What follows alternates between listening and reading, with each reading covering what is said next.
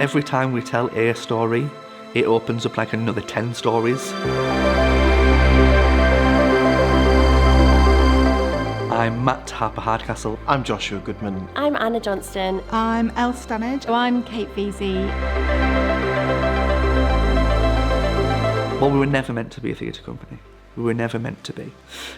We started out as just a group of freelancers in 2013, and we had a vibrant interest in using theatre to have a place in the community and play a useful role within the community that we lived, and that was under the umbrella of Next Door But One. Well, I've been involved in various capacities over the years, pretty much since the beginning of Next Door But One.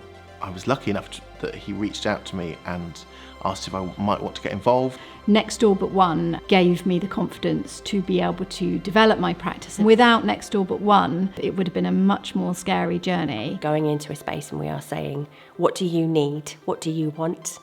And let's help you make it happen. There's no limits on who we've worked with and who we continue to work with. The team, we have such a loyal team, fiercely loyal, beautiful, talented team around us. We wanted it to be a place where local artists could hang their hat.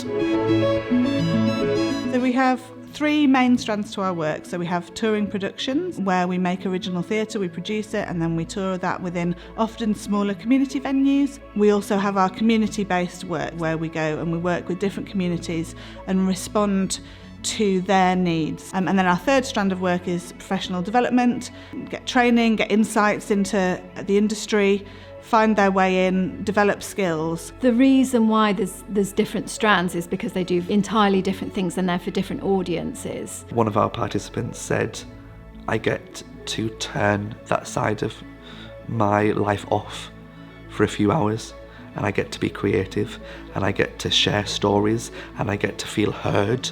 How can we go deeper into the work we're already doing with the communities that we already serve in new and different and better ways? We have become a national portfolio organisation. We've felt hugely validated by our shift to being an Arts Council NPO, thinking about how more people can see our work, how we can work with our communities for longer and be even more embedded and be even more responsive to what they need. Take the risk to go to a new place, to find a new audience, to collaborate with new partners. The first thing I did when we got the news of the NPO was I called and emailed our community partners, and I said, we can still be here for you. We're going to be here for you. Operation Hummingbird is a solid case study. There's so many components to it that I would say are typical of Next Door But One. Operation Hummingbird was a gorgeous success. It resonated with so many people. This kind of theatre is needed. There needs to be more discussion around that topic, the subject of grief, of bereavement, of processing, and the different stages that we go through, but bringing it in a way that's accessible to younger age groups as well. Operation Hummingbird started in a really personal place for me. My mum was diagnosed with a sarcoma in 2016. I learned what anticipatory grief was. I learned what it was to lose someone so close to you. So I took almost the responsibility for talking about feelings and emotions, and that then quickly turned into just a blog that I was keeping for myself. When she passed away in the October of 2016, I kept the blog going as a way for me to process what I was going through and to try and communicate that to other people. I made that blog into a book, and then because I'm a theatre maker, people were saying to me, well, obviously you're going to make your book into a play.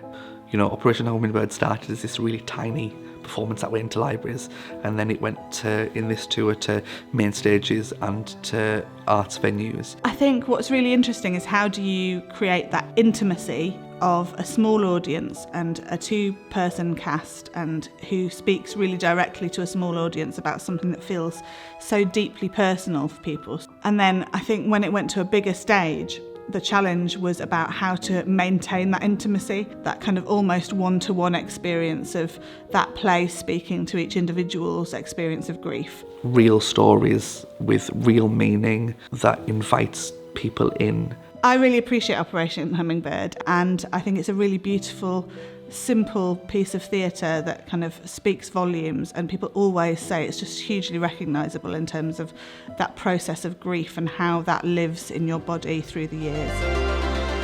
Next Door But One is a place that really inspires me. It's community first, or people first and theatre second. Do you know, I'm going to be really honest, it means joy. It means coming to work and not feeling like you're working.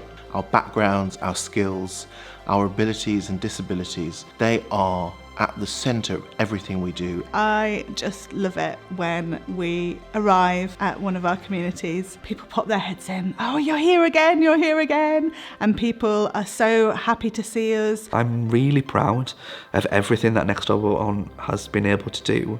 And I'm really proud of every single person that has contributed to it. And I mean every single person. One of our advisory group members actually said that our tagline should be good people doing good things. The team itself is representative of the communities we work with. We are 60% LGBTQ+ led, 60% are women, have caring responsibilities, disabled or neurodiverse. You know, you might have heard people say that the personal is the political. You know, we don't just choose to work with these different communities because we think there's a political reason to do so. They are us and we are them. And we're about leading from within communities in our artistic practice and bringing those communities along with us. There is no judgment at Next Door But One. Come as you are. Next Door But One is magic. The people we work with are magic. The stories are magic. Be a part of it with us. If you're somebody who's thinking about joining in one of our participation projects, but you're worried about whether it's right for you, we can guarantee that there is space for you at Next Door But One, and we're waiting to hear from you.